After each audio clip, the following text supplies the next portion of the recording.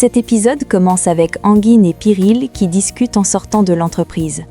Anguine évoque avec enthousiasme l'idée de changer sa voiture actuelle pour un modèle plus spacieux et familial, car il se projette déjà dans un futur proche avec Piril. Piril réagit avec surprise en demandant « Quand allons-nous rencontrer nos familles ?» car elle sent une pression constante de la part de l'entourage d'Anguine. Il explique qu'il veut simplement régler ce sujet rapidement. Piril, inquiète, lui demande « M'aimeras-tu toujours, peu importe ce qui arrive ?» Anguine la rassure avec humour en affirmant que même si sa famille était composée d'extraterrestres, cela ne changerait rien à ses sentiments. Il conclut en l'appelant sa rousse passionnée et en réitérant son amour inconditionnel pour elle. Pendant ce temps, à la salle de détente, Leïla s'approche de Ferit pour récupérer le sucre, mais ce dernier est au milieu du chemin et ne semble pas l'écouter. Elle s'énerve alors et demande sèchement du sucre. Ferit, qui était perdu dans ses pensées, s'excuse, lui passe le sucre et Leïla s'en va en colère. Sérène, qui vient le rejoindre, remarque l'état de Leïla. Ferit lui explique brièvement la situation, puis lui propose de recommencer à zéro leur relation et de tourner la page sur leur malentendu passé. Pour illustrer ce nouveau départ, il organise un petit jeu où Sérène doit se retourner pendant qu'il compte jusqu'à 3. Lorsqu'elle se retourne, il fait semblant de la rencontrer pour la première fois en disant « Je m'appelle Ferit, au fait, enchantée ?» Sérène joue le jeu et répond qu'elle travaille ici. Il termine la conversation sur une note beaucoup plus légère et complice, promettant de se revoir bientôt. De retour des courses avec Eda, Leïla prévient Serkan que Madame Semila est de retour au bureau, la comparant à une déesse de la guerre à cause de son regard foudroyant. Serkan demande alors à Leïla d'emporter les paquets et de nettoyer son manteau sur lequel Eda a renversé du café. Serkan et Eda se préparent mentalement à aller vers ce qu'ils appellent la zone de guerre. Il discute un instant avec Semila et dit avoir apprécié son travail par rapport au dossier des employés. Semila dit alors qu'il est temps d'en discuter en réunion. Durant la réunion, Semila présente un rapport basé sur les opinions des employés aidés par Boulja. Elle critique ouvertement le manque de communication unilatérale de Serkan. Ferit tente de défendre l'entreprise en disant « Le rapport est erroné ». Cependant, Serkan, pour éviter de diviser l'équipe, accepte de tester le programme de Semila. La tension est palpable alors que la réunion se termine sur ce compromis forcé. Serkan interroge Semila sur son installation dans son nouveau bureau. Elle exprime immédiatement son désir de changer toute la décoration. Serkan lui demande « Allez-vous rester si longtemps ?» cherchant à comprendre ses réelles intentions. Semila prétend qu'elle est là uniquement pour Eda, ce qui agace Eda, qui lui dit qu'il faut qu'elle discute maintenant. Semila accepte directement. Lorsque Serkan suggère que Piril l'aide pour la décoration, Semila rejette l'idée avec dédain, affirmant qu'elle ne travaille qu'avec des professionnels confirmés et de ce fait préfère donner cette tâche à sa fille Ayfer. Serkan finit par lui demander directement « Voulez-vous être associé ou détruire l'entreprise ?» Semila répond avec mystère qu'elle décidera du sort de ses actions dans quelques semaines. Semila lui laisse sa chaise, précisant qu'elle lui rappellera chaque jour à qui il a affaire, et s'en va. Eda la suit, mais Serkan lui demande d'être calme. Semila discute avec Eda et commence par souligner leur ressemblance physique, ce que Eda rejette immédiatement en disant « À toi non, à mon père ». Semila affirme être venue pour protéger sa seule petite fille et lui offrir tout son patrimoine. Eda refuse catégoriquement tout lien financier ou personnel. Elles reviennent sur le passé douloureux et la mort des parents d'Eda. Eda accuse Semila d'être venue pour se venger des Bolat et lui demande « Qu'as-tu fait à Alptekin ?» Semila menace alors de détruire la dignité et l'entreprise des Bolat si Eda continue sa relation avec Serkan. Elle affirme « Je détruirai leur nom en une seule nuit ». Eda conclut courageusement qu'elle n'a pas peur de ces menaces malgré la puissance de sa grand-mère. Après son entretien houleux avec sa grand-mère, Eda retrouve Serkan sous les yeux de Semila. Ce dernier s'inquiète immédiatement de son état et lui demande « Tu vas bien ?» Eda répond par l'affirmative, mais reste laconique. Serkan insiste sur savoir ce qui s'est dit, mais Eda minimise l'échange en expliquant que Semila n'a fait que répéter ses menaces habituelles. Serkan sent qu'elle lui cache peut-être la gravité des propos tenus, mais Eda coupe court à la discussion en disant qu'elle préfère se concentrer sur le travail pour oublier la pression exercée par Semila.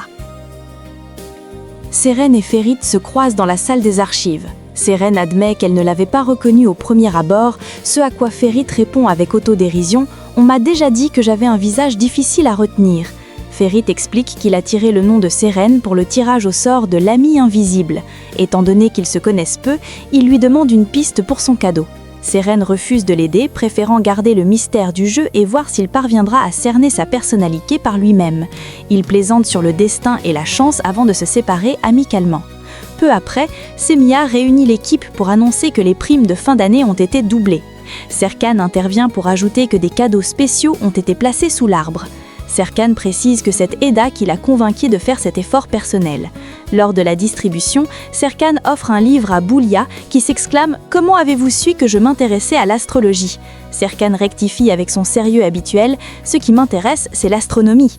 Eda prétend avoir choisi elle-même certains cadeaux et interroge Boulia sur son signe astrologique. La scène se termine par des échanges de cadeaux et de vœux pour la nouvelle année, masquant temporairement les rivalités de pouvoir qui déchirent l'entreprise depuis l'arrivée de la grand-mère. L'ambiance chez Ayfer est électrique. Ayfer dépose les plats sur la table, mais Semiha critique leurs odeurs, disant qu'elles auraient dû aller au restaurant. Eda rentre toute contente, mais son humeur change quand elle voit Semiha, elle lui demande ce qu'elle fait là. Eda est furieuse de cette intrusion dans leur espace privé. Semiha tente de reprendre le contrôle en proposant de sortir dîner au Bosphore pour éviter de manger ses plats. La tension monte jusqu'à ce que Eda craque et déclare « Je ne le supporte pas, je m'en vais ». Elle refuse de vivre sous le même toit que sa grand-mère. Ayfer est désemparée face à cette situation qui brise l'harmonie de leur foyer juste avant les fêtes.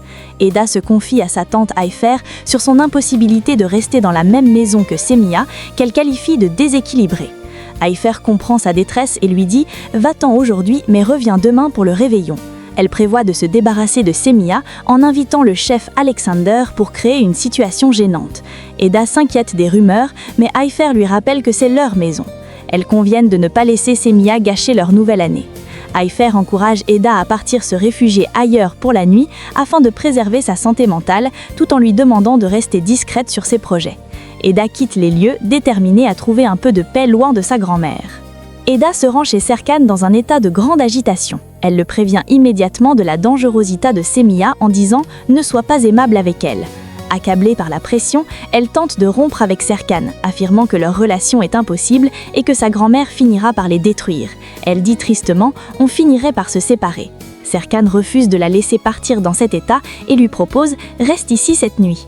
Bien qu'elle soit venue pour mettre de la distance, la vulnérabilité d'Eda prend le dessus.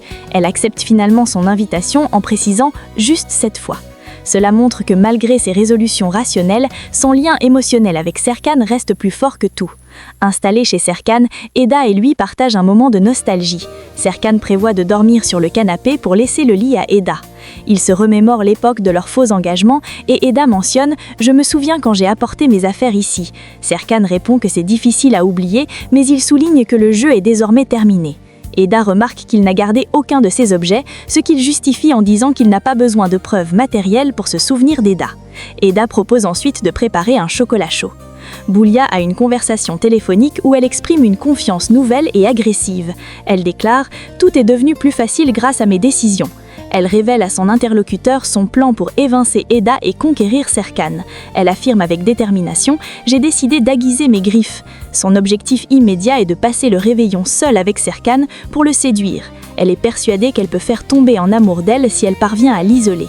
Lorsque Suzy lui demande comment elle compte convaincre Serkan de dîner avec elle, elle répond mystérieusement « J'ai une idée, ne t'inquiète pas ».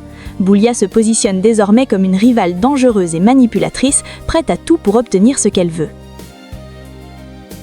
Serkan et Eda dégustent le chocolat chaud préparé par Eda.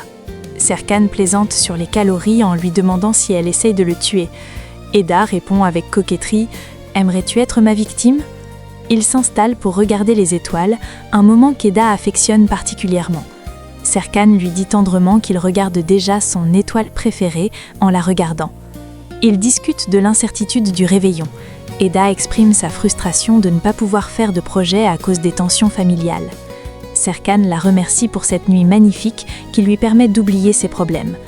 Le moment romantique entre Serkan et Eda est brutalement interrompu par un appel de Bulja. Elle s'excuse de déranger et demande à Serkan s'il a décidé de ses plans pour le lendemain. Eda, qui écoutait, lui dit qu'il a un plan.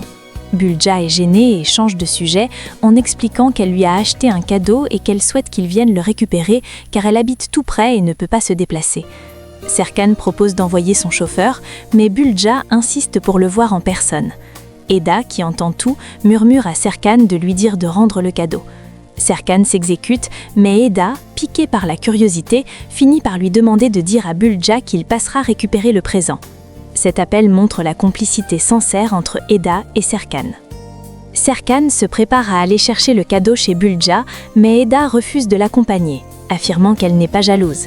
Serkan la taquine en disant « la jalouse ». Eda lui impose une condition stricte « tu n'as que 10 minutes ». Elle menace de le rejoindre si le rendez-vous dure plus longtemps et exige qu'il lui envoie son emplacement pour le rejoindre au cas où. Serkan accepte en riant de cette possessivité soudaine. Eda décide de discuter avec les filles en attendant.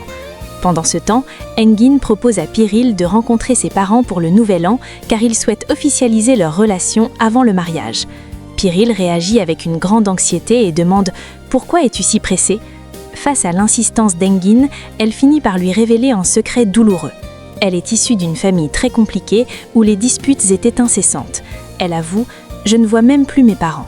Elle explique qu'elle avait peur qu'Engin ne la comprenne pas, lui qui a grandi dans un foyer aimant. Engin la rassure immédiatement en lui disant qu'il l'aime et que son passé n'y change rien.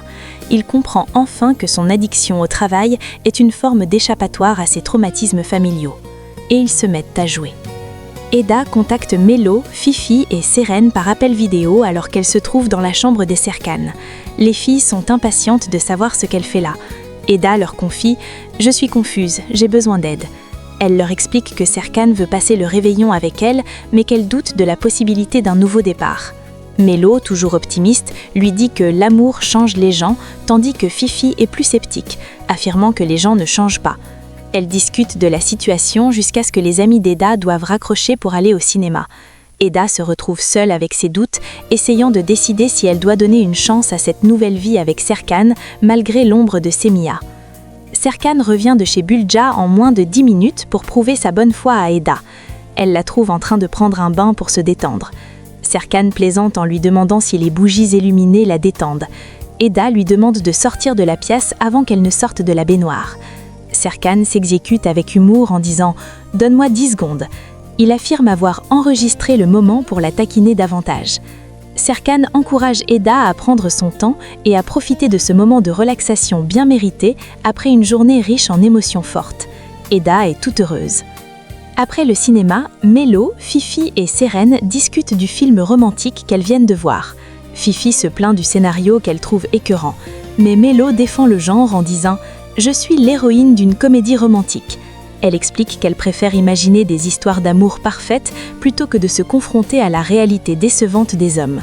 Seren exprime son désir de trouver enfin quelqu'un de bien, fatiguée d'attirer les mauvais garçons. Fifi, quant à elle, affirme être très heureuse seule. Melo la taquine en lui prédisant qu'elle finira comme une vieille tante fanée si elle ne s'ouvre pas à l'amour. Eda découvre le cadeau que Bulja a offert à Serkan, un buste sculpté à l'effigie de Serkan. Elle éclate de rire en disant « C'est le cadeau idéal pour un fanatique d'art ». Serkan est perplexe devant cet objet imposant. Eda plaisante sur la beauté du buste, demandant à Serkan s'il le trouve ressemblant.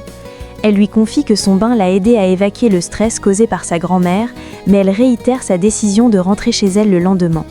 Serkan essaye de la convaincre de rester, mais Eda est déterminée à affronter Semiha sur son propre terrain. La soirée se termine sur une note douce amère, Serkan remerciant Eda pour sa patience face à tous ses problèmes inattendus. Elle fait un bisou au buste et s'en va. Le matin du 31 décembre, Serkan prépare un petit déjeuner spécial pour Eda. Il lui dit « Je ne voulais pas que nous rations le dernier matin de l'année ». Eda est touchée par cette attention. Serkan lui présente un plateau très design avec des œufs, de l'avocat et du pain, expliquant que c'est un repas complet. Eda s'amuse de la précision de Serkan et lui demande si cette petite portion sera suffisante pour la rassasier. Elle plaisante en disant qu'elle devra peut-être préparer un second petit déjeuner après avoir fini le sien. Chez Ayfer, Semiha se réveille tôt et commence à donner des ordres. Elle secoue Haïfer en criant « Réveille-toi, il est presque 8 heures ». Haïfer, encore endormi, rectifie qu'il n'est que 7 heures. Semiya exige qu'elle appelle Eda immédiatement. Quand Haïfer constate que le téléphone d'Eda est éteint, Semiya s'emporte, critiquant la négligence de sa petite fille. Haïfer réplique vertement en rappelant à sa mère qu'elle a été absente pendant 20 ans et qu'elle n'a aucun droit de faire des reproches. La tension entre les deux femmes est à son comble. Haïfer décide finalement d'appeler Mélo pour savoir où se trouve réellement Eda, craignant que sa mère ne découvre qu'elle a passé la nuit chez Serkan. Mélo reçoit l'appel d'Haïfer et panique. Elle réveille Seren en criant « On ne lui dit pas qu'Eda n'est pas là ». Quand elle décroche, elle invente une excuse en disant qu'Eda n'a plus de batterie et qu'elle dort encore. Haïfer, méfiante à cause de Semiya, exige de voir Eda en vidéo. Mélo prétend qu'elle est sous les couvertures et refuse de la toucher.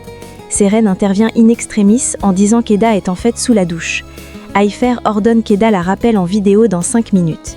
Une fois l'appel terminé, les filles réalisent la gravité de leur mensonge.